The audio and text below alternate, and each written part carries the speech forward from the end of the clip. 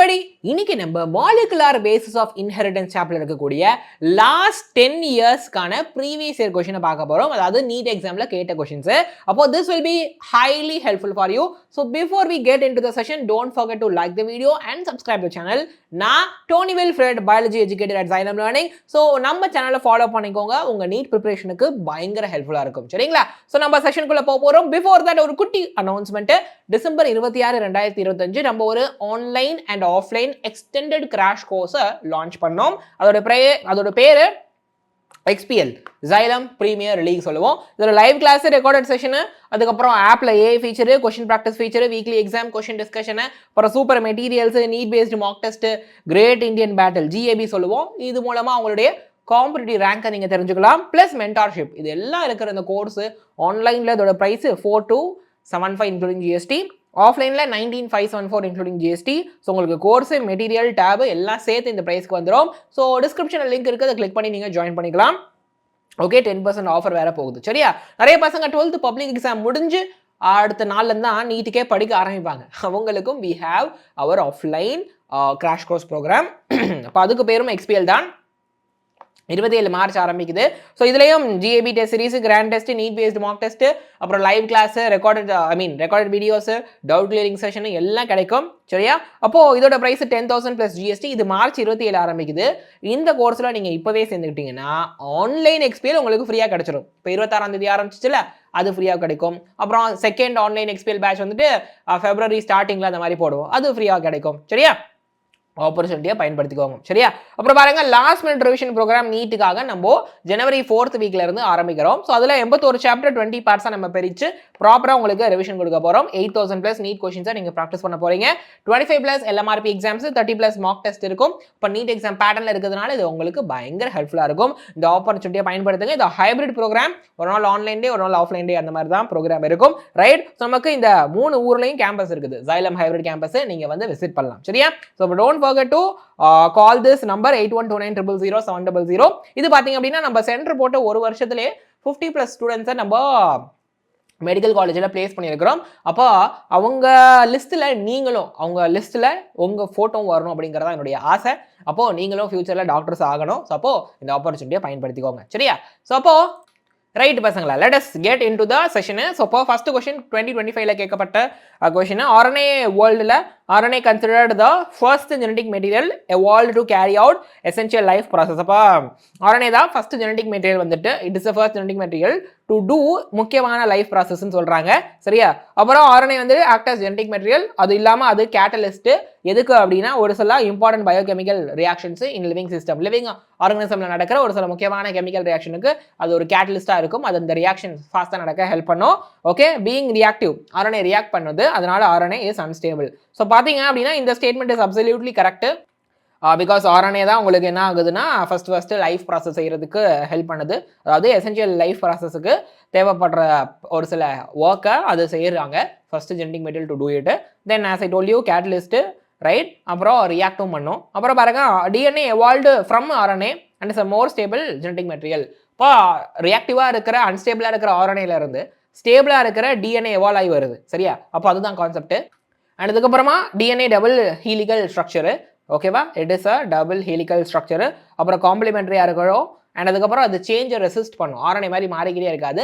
Right? எப்படி அப்படின்னா by evolving repairing mechanism. So அப்போ ரிப்பேரிங் மெக்கானிசம் இருக்கிறதுனால அதில் மாற்றங்கள், சேஞ்சஸ் வந்துட்டு நடக்காது. ரைட்டா? ஸோ அப்போ ரெண்டு ஸ்டேட்மெண்ட்டும் கரெக்ட். ஸோ அப்போ I can say option 2 is the சரியான ஆன்சர். சரியா? அப்போ அடுத்து பாருங்க, tRNA டிரான்ஸ்ஃபர் RNA, அப்புறம் rRNA ribosomal RNA do not interact with mRNA-வா அப்படின்னா அது தப்பு. ஏன்னா டிரான்ஸ்ஃபர் RNA சைட்டோபிளாசமில் இருக்கிற அமினோ ஆசிடை ரைபோசோம் கொண்டு வரும். ரைபோசோமில் இருக்கிறது rRNA ரைபோசோமல் RNA.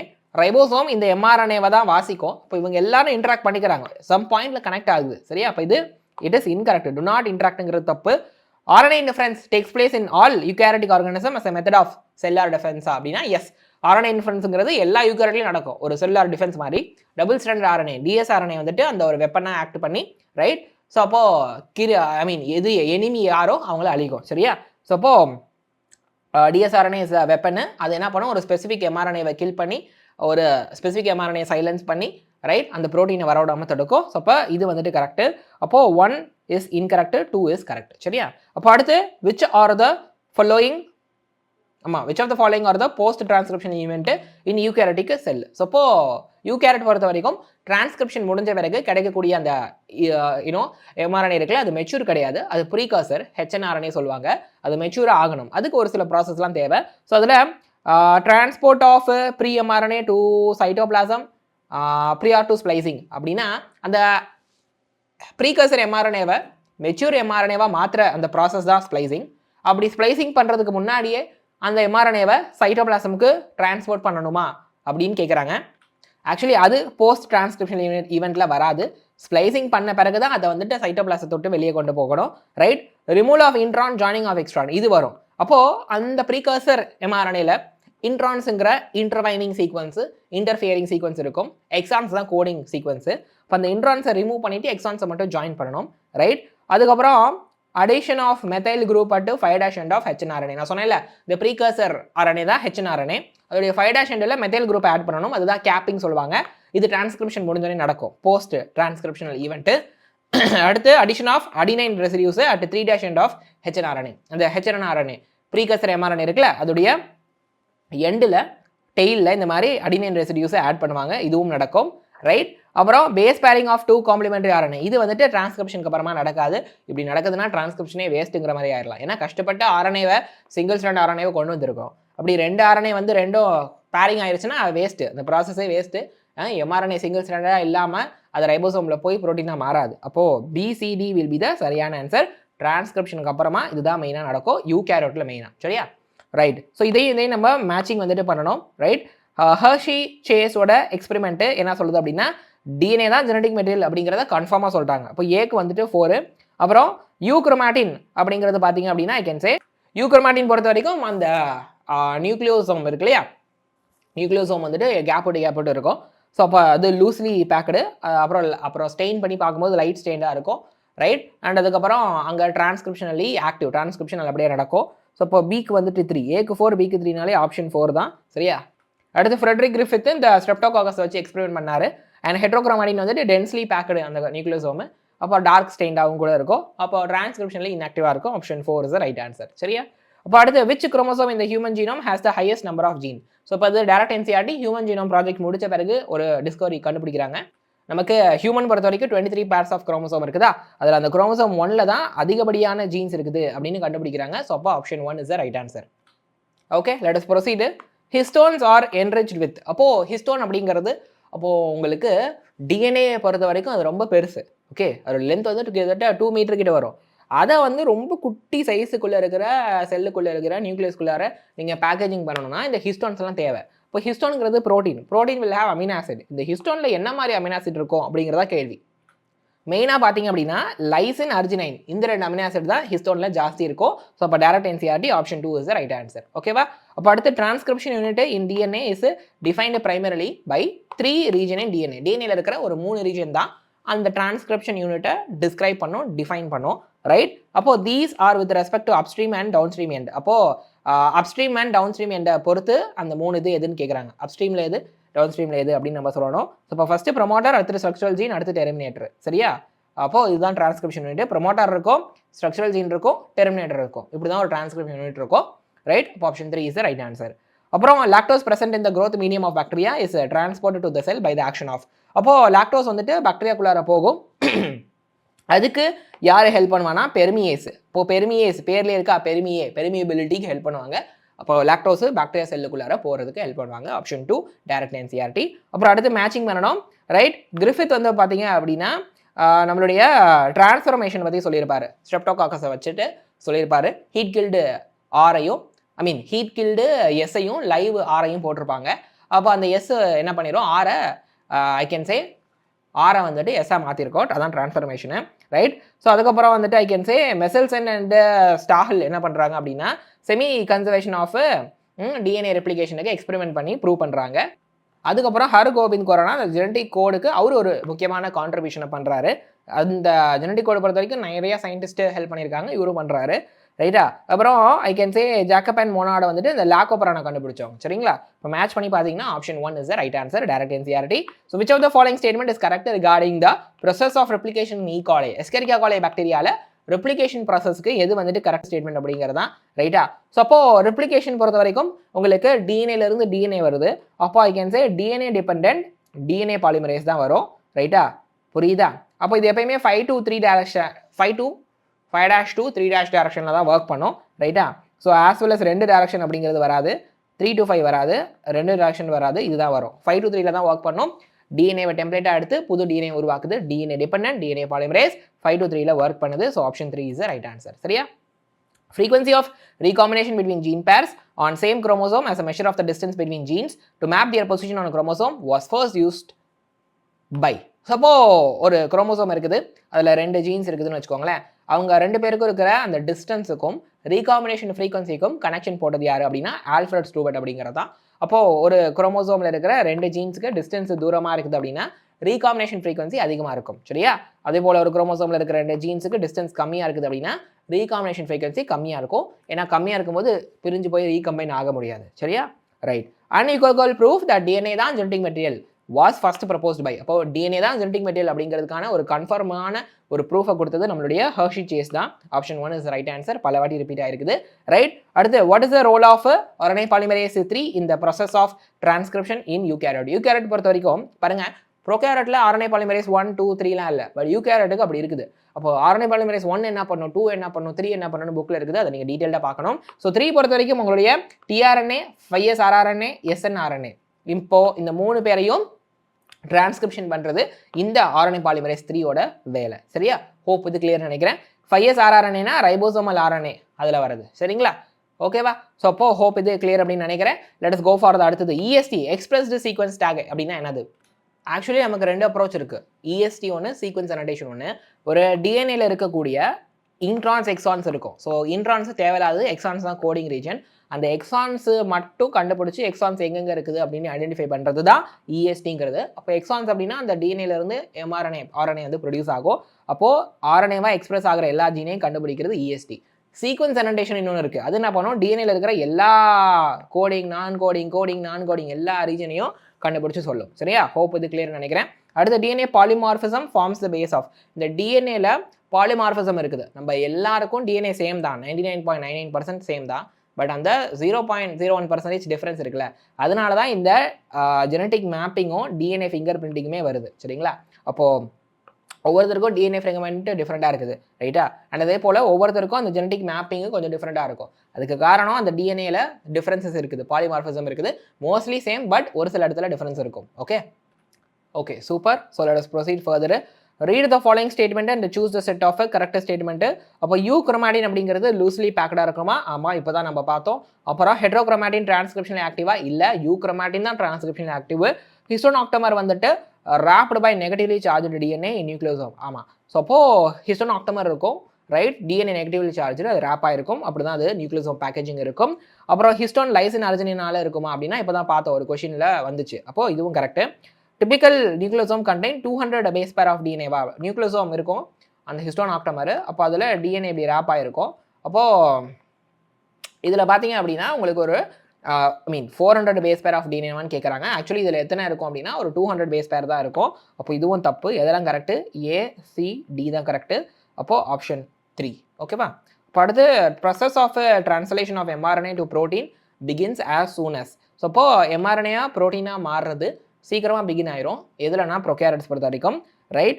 ஸோ அப்போது பட் யூகேரியோட்ஸ்க்கு கொஞ்சம் டிலே ஆகும். mRNA சைட்டோபிளாஸ்த்தை விட்டு வெளியே போகணும். பட் இது பார்க்கலாம் இந்த ஆப்ஷன் எதை பொறுத்துன்ட்டு. tRNA activated and large subunit of ribosome encounter mRNA. Small subunit of ribosome encounter mRNA. Large subunit of ribosome encounter mRNA. Both the subunit join together bind with mRNA. எப்போ வந்துட்டு mRNA ப்ரோட்டீனாக மாறுற process ஆரம்பிக்கும்? So நமக்கு இங்கே கேட்குறது eukaryote பொறுத்த வரைக்கும் தான். இப்போ mRNA நியூக்ளியஸை விட்டு சைட்டோபிளாசத்துக்கு வந்துட்டு ஸ்மால் சப்யூனிட்டை வந்து என்கவுண்டர் பண்ணும். அதாவது ஸ்மால் சப்யூனிட் ஆஃப் ரைபோசோம் கிட்ட இது வரும். ஸோ அப்போவே டிரான்ஸ்லேஷன் ஆரம்பிக்கும். அதுக்கப்புறம் லார்ஜ் சப்யூனிட்டும் வந்து என்ன ஆயிடுது, அந்த ரைபோசோமோட லார்ஜ் சப்யூனிட்டும் வந்து சேர்ந்துருது. ரைட்டா? ஸோ அப்போ option 2 is right answer. Small subunit of ribosome வந்துட்டு mRNA என்கவுண்டர் பண்ணும்போது இந்த ப்ராசஸ் ஆரம்பிச்சிடும். சரியா? 2 is right answer. Geneticist uses a blind approach for sequencing whole genome. நான் சொன்னேன்ல, ஹோல் டிஎன்ஏவையும் சீக்வன்ஸ் பண்ணுறது வந்துட்டு என்ன சொல்லலாம், சீக்வன்ஸ் அனடேஷன் சொல்லலாம். ஸோ அப்போ ஆப்ஷன் 2 இதை வச்சே நீங்கள் ஆன்சர் பண்ணிடலாம். சரிங்களா? அதுக்கப்புறம் followed by assignment of function to different segment, இந்த மெத்தடாலஜி பேர். அப்போ டிஎன்ஏல இருக்கிற எல்லா செக்மெண்ட்டையும் கண்டுபிடிச்சி ஒவ்வொரு செக்மெண்ட்டும் என்ன ஃபங்க்ஷன் பண்ணுது, என்ன இன்ஃபர்மேஷனை கேரி பண்ணுதுன்னு பார்க்குறது. சரியா? இப்போ அடுத்து following palindromic base sequence of டிஎன்ஏல which one can be cut easily by particular restriction enzyme. So இங்கே கொடுத்துருக்கிறதுல பார்த்தீங்க அப்படின்னா நம்ம பொறுத்த வரைக்கும் நம்ம படித்தது வந்துட்டு இந்த ECAR1 கரெக்டாக, அது ஒரு ரெஸ்ட்ரிக்ஷன் என்சைம். ஸோ ECAR1 பொறுத்த வரைக்கும், அதாவது ECAR1ன்றதை விட இந்த இடத்துல ECAR1லாம் தேவையில்லை, palindromic இருக்கணும். GTA TTC ஓகேவா? ஸோ இங்கே பாருங்கள் GAA அப்படி இருக்குது, palindromic இல்லை. 5 to 3 இங்கேயும் 5 to 3 இங்கேயும் சேமாக இருக்கணும். இப்போ GAT இருக்கா, இங்கே AGT இருக்குது, இதுவும் இல்லை. நீங்கள் ECAR1லாம் பார்க்க தேவையில்ல, palindromic இருக்கா, அதான் GAATTC GAATTC. இங்கே CTC, இங்கே பாரு ACT. அப்போ இது வராது, 3 மட்டும் தான் palindromic, அதுதான் palindromic சைட்டு. இது பயோடெக்கில் வரும், பட் பரவாயில்ல. ரைட்டா? அடுத்து complete the flow chart on central dogma. So இப்போ டிஎன்ஏ ரெப்ளிகேஷன் ஆகுது, அதுதான் டிஎன்ஏலேருந்து திருப்பி டிஎன்ஏ வருதுன்னு போட்டிருக்காங்க. அது வந்துட்டு ரெப்ளிகேஷன். டிஎன்ஏலேருந்து எம்ஆர்என்ஏ வருது, டிரான்ஸ்கிரிப்ஷன். எம்ஆர்என்ஏலேருந்து ப்ரோட்டீன் வருது, எம்ஆர்என்ஏலேருந்து ப்ரோட்டீன் வருது, I can say translation. So ஏ வந்து என்னப்பா, ரெப்ளிகேஷனு. சரியா? பி வந்துட்டு டிரான்ஸ்கிரிப்ஷனு. ரைட்டா? சி வந்துட்டு டிரான்ஸ்லேஷனு. அப்புறமா டி வந்துட்டு ப்ரோட்டீன். ஸோ அப்போ ஆப்ஷன் 4 தான் ரைட் ஆன்சர். ஓகேவா? So this is replication and this is transcription, translation, protein. Right? அப்போ mutation in plant cell can be induced by, plant செல்லில் மியூட்டேஷனை எப்படி இன்டியூஸ் பண்ணலாம் அப்படிங்கிறது தான். ஆக்சுவலி இது சிலபஸில் இல்லை, சும்மா தெரிஞ்சுக்கோங்க. Induce by gamma rays, strategies in enhancement of food production ஒரு சாப்டர் வரும், அதில் உள்ளது. இது சிலபஸில் இல்லை. சரியா? அப்போ ரோல் ஆஃப் RNA பாலிமரேஸ் 3 இது ரிப்பீட்டட் கொஷினில், எஸ் ரிப்பீட்டட் கொஷின், அப்படியே ரிப்பீட் ஆகிருக்கு பாருங்களேன். டிஆர்என்ஏ 5S RRNA SNRNA இப்போ தான் படித்தோம். ஓகேவா? அடுத்த DNA fingerprinting involves identifying differences in some specific regions in DNA sequence called. So இப்போ டிஎன்ஏ ஃபிங்கர் பிரிண்டிங்னாலே நம்ம எல்லாருக்கும் ஒரு பர்டிகுலர் ரீஜன் ஆஃப் டிஎன்ஏல மட்டும் வித்தியாசப்படும், அதை கண்டுபிடிக்கிறது தான் டிஎன்ஏ ஃபிங்கர் பிரிண்டிங். அப்போ அது எது அப்படின்னா, ஐ கேன் சே இந்த ரெப்படேட்டிவ் டிஎன்ஏ அப்படிங்கிறது தான். அப்போ அதில் வந்துட்டு ஒரு பர்டிகுலர் செக்மெண்ட்டு திருப்பி ரிப்பீட் ஆகிருக்கும். சரியா? அப்போ அதுதான் டிஎன்ஏ ஃபிங்கர் பிரிண்டிங்க்கு பேசிஸே. அப்போ அது ரொம்ப முக்கியம். ஆப்ஷன் 3 தான் ரைட் ஆன்சரு. அப்போ கரெக்ட் ஸ்டேட்மெண்ட் கேட்குறாங்க, ஸ்பிளிட் ஜீன் அரேஞ்ச்மெண்ட்டு ப்ரோகேரட்டோட கேரக்டரிஸ்டிக்கா அப்படின்ட்டு. ஸோ ஸ்பிளிட் ஜீன் அப்படின்னா அதில் எக்ஸான்ஸு இன்ட்ரான்ஸு இருக்கும், அதுதான் ஸ்பிளிட் ஜீன். ஸோ அப்போ ஒரு டிஎன்ஏ இருக்கும்போது அங்கே கோடிங் ரீஜன் எக்ஸானு, நான் கோடிங் இன்ட்ரானு, திருப்பி கோடிங், இப்படி இருக்க தான் ஸ்பிளிட் ஜீனு. இது ப்ரோகேரட்டுக்கு வராது, யூகேரட்டுக்கு மட்டும் தான் வரும். சரியா? கேப்பிங்கில் methyl guanosine triphosphate is added to the 3' end அப்படின்னா இல்லை 5' எண்டு. அப்புறம் RNA polymerase bind with rho factor to terminate the process of transcription in bacteria. ஆமாம். ஸோ அப்போது டிரான்ஸ்கிரிப்ஷனை முடிக்கிறதுக்கு ரோ ஃபேக்டர், சரியா? ஆரம்பிக்கிறதுக்கு சிக்மா ஃபேக்டர். சரியா? அப்போது coding strand in transcription unit is copied to mRNA. இல்லை, கோடிங் ஸ்ட்ராண்ட் வந்துட்டு mRNA காப்பி ஆகிறது இல்லை. யார் காப்பி ஆவாங்க அப்படின்னா டெம்ப்ளேட் ஸ்ட்ராண்டு தான். சரியா? ஸோ அப்போ ஆப்ஷன் 3 தான் கரெக்டான ஆன்சர். சரியா? அப்போது wrong statement with reference to hygiene, இது வந்துட்டு blood, body fluid and circulation, sorry principle of inheritance. ஆமாம், பிரின்சிபல் ஆஃப் இன்ஹெரிட்டன்ஸில் வரும், மாலிகுலர் பேசிஸ்க்கு சம்மந்தம் இல்லை. Let us skip this. ரைட்டா? ஜஸ்ட் சும்மா பார்த்துக்கோங்க, அந்த சாப்டர் வரும்போது நான் திருப்பி சொல்கிறேன். சரியா? ஃபஸ்ட்டு ஃபேஸ் ஆஃப் டிரான்ஸ்லேஷன் என்னது அப்படின்னா, ஸோ டிரான்ஸ்லேஷன் பொறுத்த வரைக்கும் அந்த டிஆர்என்ஏ அமினோ ஆசிடை கேரி பண்ணிவிட்டு ரைபோசோமுக்கு வரணும். ஸோ அப்போ அந்த ப்ராசஸ் தான் அமினோ அசைலேஷன் ஆஃப் டிஆர்என்ஏ அந்த அமினோ ஆசிடை கேரி பண்ணிவிட்டு ரைபோசோமுக்கு வரணும். இப்போ அந்த கேரி பண்ணுறது அமினோ அசைலேஷன் ஆஃப் டிஆர்என்ஏ. அப்போ option 3 is the right answer. அடுத்து name the enzyme that facilitates opening of DNA helix during transcription. So transcription அப்போ அந்த டிஎன்ஏ ஹெலிக்ஸை பிரிக்கிறதுக்கு உங்களுடைய RNA பாலிமரேஸ் ஹெல்ப் பண்ணும். ஏன்னா டிரான்ஸ்கிரிப்ஷனுங்கும் போது டிஎன்ஏலேருந்து RNA வர வைக்கிறீங்க. சரியா? அப்போ அதுக்கு வந்துட்டு டிஎன்ஏ டிபெண்டன்ட் RNA பாலிமரேஸ் வேலை செய்யும். அப்போது பொதுவாக இந்த ரெப்ளிகேஷன் ப்ராசஸ்லாம் ஹீலிகேஸ் தான் அந்த டிஎன்ஏவுடைய அந்த ஹீலிக்ஸ் இருக்குல்ல, அதை வந்துட்டு பிரிக்கும். பட் டிரான்ஸ்கிரிப்ஷன் பொறுத்த வரைக்கும் யார் மெயினாக டிரான்ஸ்கிரிப்ஷன் பண்ணுறாங்களோ, RNA பாலிமரேஸ் தானே பண்ணுது, RNA தானே வரப்போகுது, அவங்க தான் அந்த ஹீலிக்ஸையும் பிரிப்பாங்க. ஓகேவா? ஸோ இது டிரான்ஸ்கிரிப்ஷன் மட்டும் இப்படி நடக்கும். Option 4 is the right answer. Okay, let's go for அடுத்த question. Distance between 2 consecutive base pair வந்து 0.34 nanometer. Total number of base pair வந்து பார்த்தீங்கன்னா 6.6 10^9. லென்த் ஆஃப் டிஎன்ஏ நம்ம இதுக்கு கேல்குலேஷன் கூட போட தேவையில்ல, டேரெக்டாக நம்ம பார்த்துடலாம். ஏன்னா இது நம்ம புக்கில் இருக்குது 2.2 சொல்லிட்டு. நீங்கள் கேல்குலேஷன் போடணும் அப்படின்னா டிஸ்டன்ஸ் பிட்வீன் 2 பேஸ் பேர் 0.34 இன்டூ எத்தனை பேஸ் பேரோ அதை மல்டிப்ளை பண்ணணும். சரிங்களா? 6.6 இன்டூ 10^9. ஸோ போட்டிங்க அப்படின்னா அப்ராக்சிமேட்டாக 2.2 வரும். So option 3 is the right answer. Okay, super. Let us go for அடுத்தது. Which of the following is கரெக்ட்னு கேட்குறாங்க. அப்போ எப்பயுமே adenine pair with thymine with double bond, guanine pair with cytosine with triple bond. So அப்போ எது correct? Adenine pair with thymine with 2 hydrogen bond, 2 hydrogen bond. Okay, அப்போ A pair with T through 1 hydrogen bond தப்பு, A with tea with 3 hydrogen bond தப்பு, ஏ does not பேர் with D தப்பு. அப்போ option 1 தான் சரியான ஆன்சரு. ஓகேவா? கிளியராப்பா? Super, great. ஸோ இப்போ இது வந்துட்டு அடினைன், தைமின், குவானைன், சைட்டோசின். சரியா? அப்புறம் பாருங்கள், மேட்சிங் பண்ணணும். ஸோ இப்போ இசட் ஜீன் வந்துட்டு உங்களுக்கு பீட்டா கேல்டோசைடேஸ் கொடுக்கும் லேக் ஓப்பரானில். அப்போது பிக்கு 1. சரியா? அப்புறம் I can say Y gene வந்துட்டு பெருமியேஸை கொடுக்கும். அப்போது டிக்கு 2, ரைட்? அப்போ ஆப்ஷன் 4 வரும். சரியா? அப்புறம் வந்துட்டு ஐ ஜீன் வந்துட்டு ரெப்ரஸர் ப்ரோட்டீனை கொடுக்கும். கரெக்டாக, இன்ஹிபிட்ரி ஜீனு. ரைட்? அப்புறமா ஐ கேன் சே ஏ ஜீன் வந்துட்டு உங்களுடைய டிரான்ஸ்அசிலேஸை கொடுக்கும். 3க்கு 4. Option 4 is the right answer. சரியா? அடுத்து purine found both in DNA RNA. இப்போ உங்களுக்கு அடினைனும் குவானைனும் தான் உங்களுக்கு என்னத்தில் வந்துடும்? பியூரைனில் வரும். கரெக்டாக? ஸோ அப்போது உங்களுக்கு டிஎன்ஏவும் சரி ஆர்என்ஏயும் சரி இது ரெண்டுத்துலையும் அடினைன் குவானைன் இருக்கும். ஸோ அப்போ option 3 adenine guanine is the right answer. Frequency of recombination between gene pair on the same chromosome as a measure of the distance between gene was explained by. Repeated question பாருங்க. ஓகேவா? recombination frequencyக்கும் distance between genesக்கும் அந்த கனெக்ஷனை சொன்னது நம்மளுடைய Alfred Stuart தான். Repeat ஆயிருக்கு பாருங்க. ரைட்டா? அப்போ super. What map unit centimorgan is adapted in the construction of genetic map.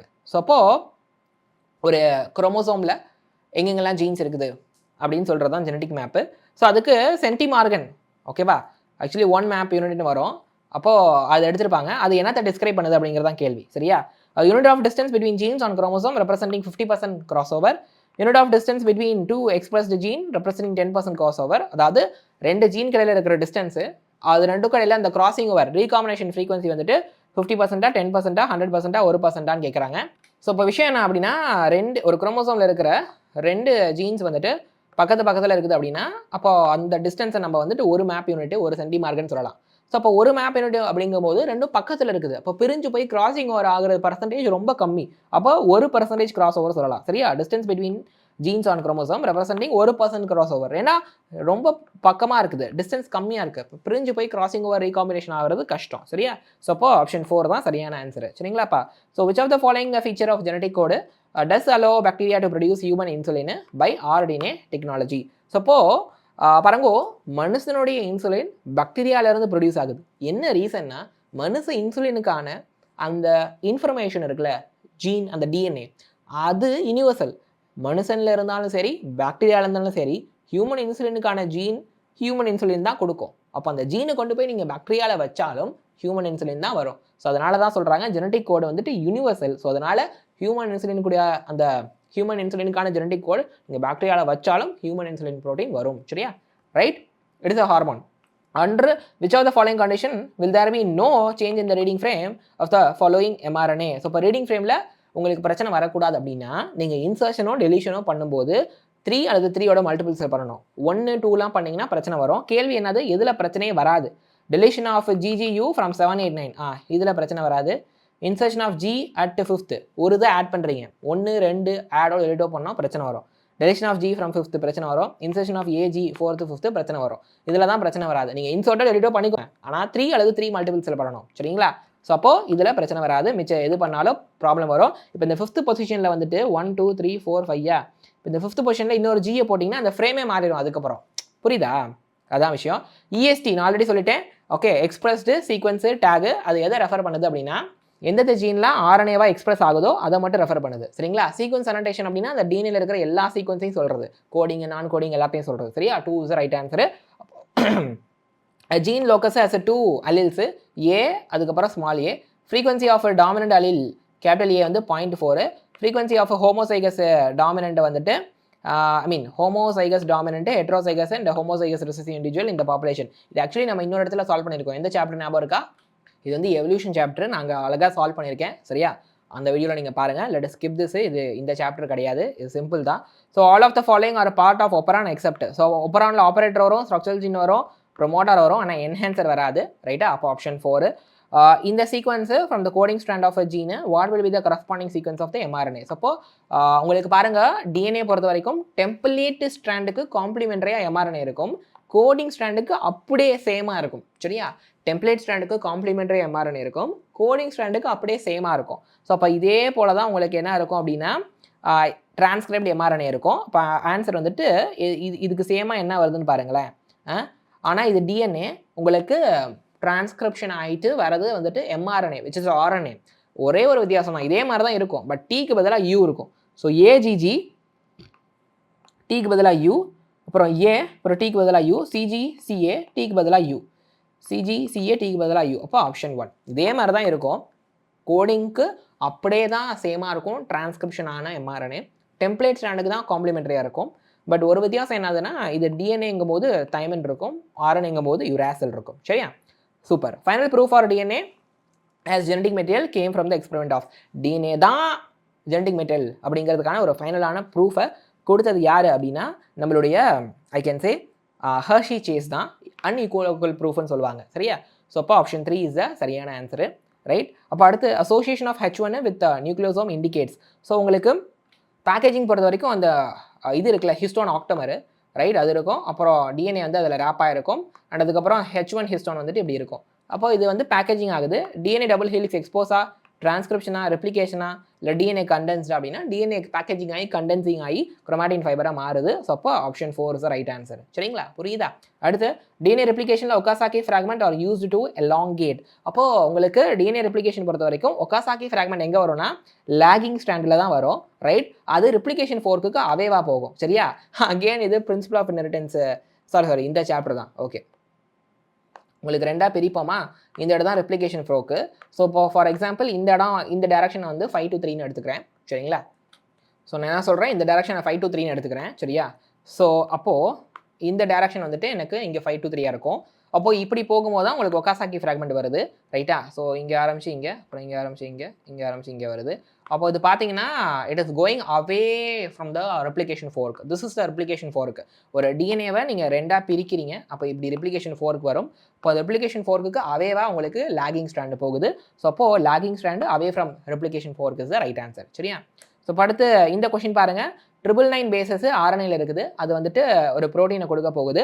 Right? அந்த ப்ரோட்டீனில் 333 அமினோ ஆசிட் இருக்குது. இப்போ பிரச்சனை என்ன அப்படின்னா இந்த ஆர்என்ஏவுடைய 901 பொசிஷனில் இருக்கிற பேஸ் வந்துட்டு என்ன ஆயிருச்சு, இந்த பேஸ் அட் பொசிஷன் 901 டெலிட் ஆயிருச்சு. ஸோ அப்போது லென்த் ஆஃப் ஆர்என்ஏ வந்துட்டு 998 பேஸ் ஆயிருச்சு. ஸோ அப்போது how many codons will be altered அப்படின்னா பாருங்கள், உங்களுடைய ஆர்என்ஏ இருக்குதா? ஸோ அப்போது அதில் எத்தனை இருக்குது? 999 பேஸ் இருக்குது. ரைட்டா? அப்போது அதிலிருந்து உங்களுக்கு ப்ரோட்டீன் வந்துட்டு ஃபார்மேஷன் ஆகுமா? ரைட்டா? ப்ரோட்டீன் வந்துட்டு ஃபார்மேஷன் ஆகும். ஸோ அப்போ அந்த ப்ரோட்டீனில் வந்துட்டு எத்தனை அமினோ ஆசிட் இருக்குது? 333 அமினோ ஆசிட் வந்துட்டு இருக்குது. சரிங்களா? புரியுதா? இப்போது நீங்கள் என்ன பண்ணுறீங்க அப்படின்னா how many codons will be altered அப்படிங்கிறதான் கேள்வி. அப்போது 999ல் 901ல் டெலிட் ஆகுது. ஸோ அப்போ 900 வரைக்கும் ஒரு பிரச்சனையும் கிடையாது. 901ல் தான் பிரச்சனை. இப்போ 900 வரைக்கும் ஒரு பிரச்சனையும் கிடையாது. இப்போ 900 ஆர்என்ஏ எத்தனை கோடான்ஸை வச்சுருக்கோம்? டிவைடட் பை 3 போட்டிங்கன்னா 300 கோடான்ஸ் வச்சுருக்கோம். இப்போ டிவைடட் பை 3 தானே. How many codons will be altered. Sorry, எதுலாம் ஆல்ட்ரு ஆகணும்? கேள்வியை நல்லா புரிஞ்சுக்கணும். எது ஆல்ட்ரு ஆகாது, அஃபெக்ட் ஆகாது, மாடிஃபை ஆகாதுன்னு கேட்கல. எது ஆல்டர் ஆகும், அஃபெக்ட் ஆகும்னு கேட்குறாங்க. 900 வரைக்கும் பிரச்சனை இல்லை. ஏன்னா 900 வரைக்கும் பிரச்சனை இல்லை. அதுக்கப்புறம் இருக்கிற அந்த 99க்கு தான் பிரச்சனை. சரியா? 900 வரைக்கும் பிரச்சனை இல்லை. அதுக்கப்புறமா இருக்க அந்த 99ல் தான் பிரச்சனை. இப்போ 99 ஐ கேன் சே அந்த நியூக்ளியோடைட்ஸு அல்லது 99 பேசஸ் இந்த RNA will give you 33 codons. Okay, which will give you 33 amino acids. இப்போ இந்த 99ல் தான் பிரச்சனை. அப்போது 33 கோடானில் பிரச்சனை வரும். ஸோ அப்போ எது வந்து அஃபெக்டே ஆகாதுன்னா 900 பேசஸில் ஒரு பிரச்சனையும் இல்லை. அப்போ உங்களுக்கு ஒரு 300 கோடான்ஸில் பிரச்சனை இல்லை, 300 அமினோ ஆசிட்ஸ்லையும் பிரச்சனை இல்லை. ஓகேவா? அப்போது 33 அமினோ ஆசிட்ஸில் பிரச்சனை வருது, 33 கோடான்ஸில் பிரச்சனை வருது. இப்போ option 4 is the right answer. 900 வரைக்கும் பிரச்சனை இல்லைப்பா, அதுக்கப்புறம் இருக்கிறது இதில் தான் பிரச்சனை. சரியா? Right. Which one of the following வந்து ஸ்டார்டர் கோடான்? ரொம்ப சிம்பிள், ஏயூஜி தான் ஸ்டார்டர். ரைட்டா? அப்போ அது மெத்தியோனைனையும் கொடுக்கும். ஆப்ஷன் 1 இஸ் த சரியான answer. Complex of ribosome attach to single strand of RNA is known as. So பாருங்க, ப்ரோகாரியோட் பொறுத்த வரைக்கும் ஒரு சிங்கிள் எம்ஆர்என்ஏல நிறைய ரைபோசோம் வந்துட்டு அட்டாச் ஆகிருக்கும். ரைட்டா? மெனி ரைபோசோம், அதான் காம்ப்ளெக்ஸ்னு சொல்கிறாங்க.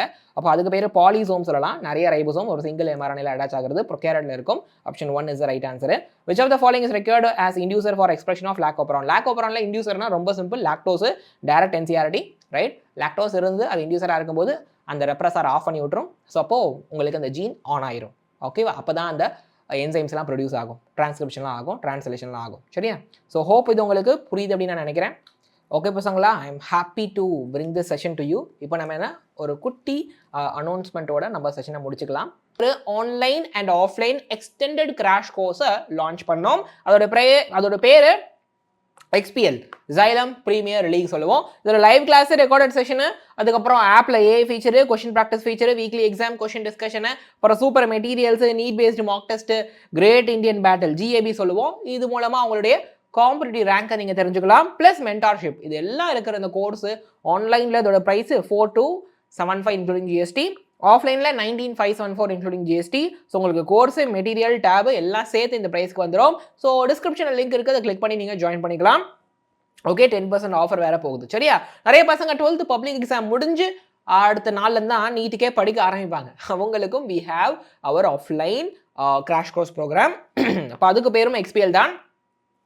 27 மார்ச் ஆரம்பிக்குது.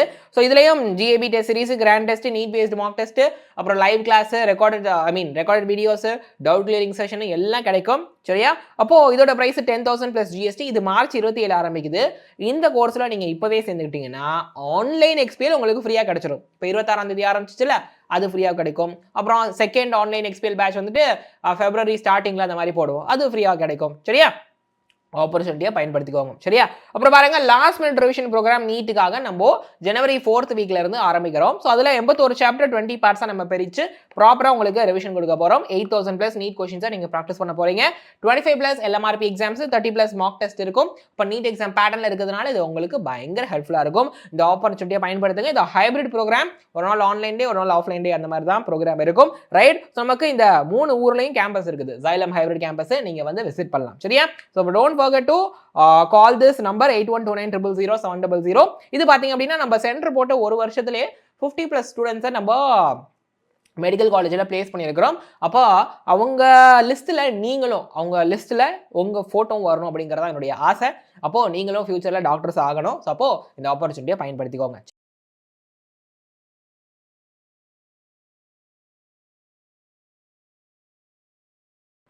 ஓகே பசங்களா, ஸோ நம்ம செஷனோட எண்டுக்கு வந்துட்டோம். ஒரு முக்கியமான விஷயம், டிஸ்கிரிப்ஷனில் கெட் யுவர் ஃப்ரீ நோட்ஸ்னு ஒரு லிங்க் இருக்குது. அது மூலமாக நம்ம வாட்ஸ்அப் குரூப்பில் சேர்ந்துக்கோங்க. அங்கே சேர்ந்தாச்சு அப்படின்னா நம்மளுடைய செஷன்ஸுடைய நோட்ஸ் PDF உங்களுக்கு கிடைக்கும். சரியா? ஸோ அதை மறந்துடாதீங்க, அது ரொம்ப முக்கியம். நான் உங்களை அடுத்த வீடியோவில் பார்க்குறேன். Until then, keep learning, keep growing. Thank you.